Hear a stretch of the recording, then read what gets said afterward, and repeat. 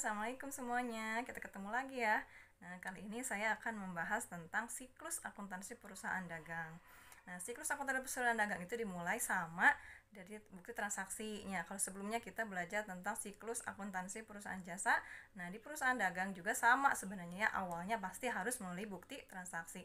Nah, bukti transaksi itu dianalisis, kemudian nanti baru dicatat ke jurnal. Nah, bukti transaksinya sama aja semua ya, dengan perusahaan jasa juga tidak jauh berbeda. Cuma nanti mungkin ada nota pembelian, faktur penjualan dan sebagainya. Kalau di jasa kan itu tidak akan ada faktur pembelian, faktur penjualan, nota kredit, nota debit itu nggak ada. Nah, dari bukti transaksi yang sudah dianalisis, kita masukkan ke jurnal, ya ke jurnal. Nah, yang bedanya itu ini di sini di jurnal. Kalau di perusahaan jasa, di jurnal itu kan hanya ada jurnal umum saja satu gitu ya. Tapi kalau di perusahaan dagang, jurnalnya ada yang namanya jurnal khusus. Ya, ada 5 jurnal khusus. Pertama ada jurnal penjualan, ada jurnal pembelian, ada jurnal penerimaan kas, ada jurnal pengeluaran kas, dan ada jurnal memorial.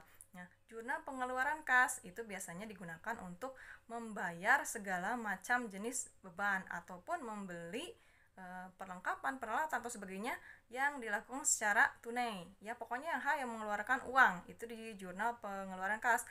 Salah satunya juga untuk membayar utang, untuk membeli peralatan tunai gitu ya, untuk membeli barang dagangan. Nah, itu di jurnal penerimaan kas. Kemudian jurnal pengeluaran kas. Di jurnal pengeluaran kas itu biasanya dipakai untuk bayar utang gitu ya. Bayar utang kan mengeluarkan uang kan, di jurnal pengeluaran kas. Nah, sekarang jurnal penerimaan kas. Jurnal penerimaan kas biasanya dipakai untuk menerima segala macam penerimaan. Salah satunya misalnya menerima bayaran piutang atau menerima hasil penjualan tunai ya, itu jurnal penerimaan kas. Kemudian ada jurnal pembelian. Nah, jurnal pembelian itu jurnal khusus untuk mencatat pembelian secara kredit. Ya, awas jangan ketukar, itu pembelian secara kredit. Kalau pembelinya secara tunai, misalnya beli barang dagangan kan untuk dijual kembali kalau perusahaan dagang.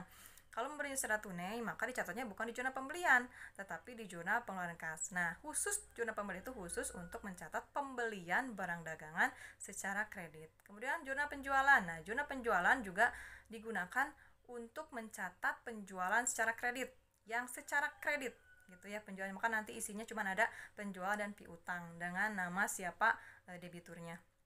Nah, kalau menjualnya secara tunai itu bukan di jurnal penjualan walaupun judulnya dijual gitu ya. Kalau dijual tunai itu di jurnal penerimaan kas. Karena kan tunai berarti pasti dia nerima uang.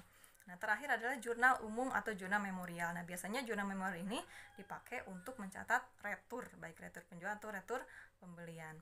Nah, untuk transaksinya di perusahaan dagang itu nanti kita bahas di kemudian hari atau di sesi selanjutnya.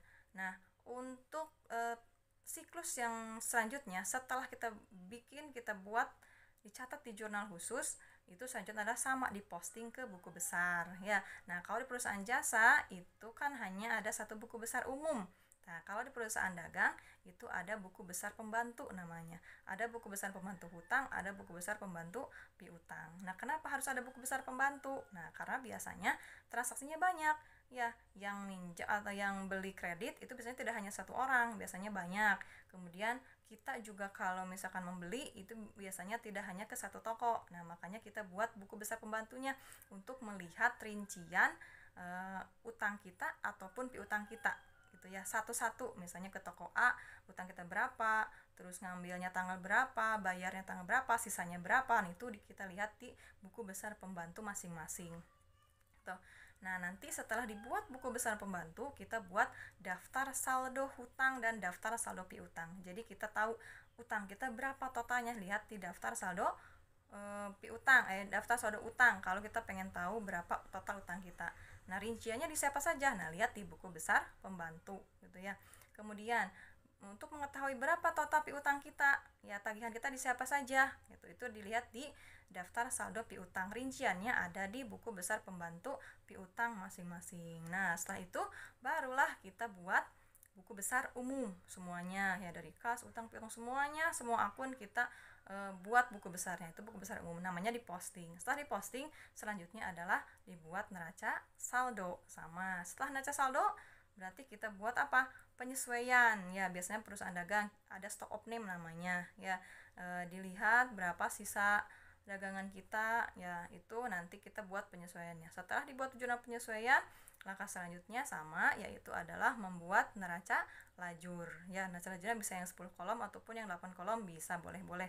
Setelah beres, kita buat laporan keuangan. Datanya bisa diambil dari neraca lajur atau worksheet. Ya, laporan keuangannya terdiri dari apa saja? Dari neraca, laba rugi, sama perubahan modal. Tapi jangan lupa untuk menyusunnya yang dahulu dibuat adalah harus laporan laba rugi. Setelah itu baru laporan perubahan modal, terakhir adalah neraca. Setelah itu selanjutnya adalah membuat jurnal penutup untuk menutup akun-akun yang nominal, ya, akun-akun yang ada di laporan laba rugi, ya, karena itu sudah beres. Jadi kalau misalkan tidak ditutup, nanti di tahun berikutnya akan muncul lagi, misalnya penjualan sekian.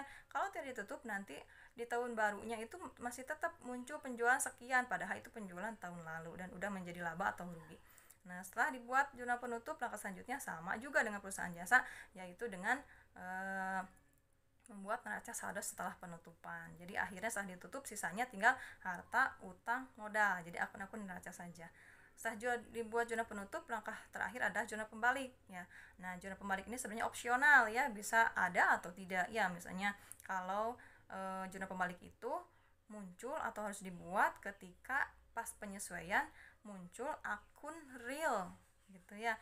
Itu akun real itu muncul pada saat penyesuaian, berarti kan biasanya itu tidak dipakai oleh perusahaan, makanya harus dikembalikan lagi ke akun biasanya, akun yang biasa dipakai gitu. Tujuan pembalik. Setelah tujuan pembalik udah deh balik lagi ke siklus pertama itu dengan cara mengumpulkan bukti transaksi, balik lagi kemudian kita buat ke jurnal khusus, kemudian kita posting ke buku besar, setelah buku besar kita buat neraca saldo, setelah neraca saldo kita buat AJP, ya, penyesuaian, setelah AJP kita buat worksheet atau kertas kerja atau neraca lajur, setelah neraca lajur kita buat laporan keuangan, setelah laporan keuangan kita buat jurnal penutup, ya, setelah jurnal penutup kita buat neraca saldo setelah penutupan, kemudian kita buat jurnal balik lagi dan seterusnya. Itulah adalah siklus akuntansi perusahaan dagang. Bisa dibedakan kan bedanya antara siklus akuntansi perusahaan jasa dengan siklus akuntansi perusahaan dagang. Terima kasih. Assalamualaikum warahmatullahi wabarakatuh.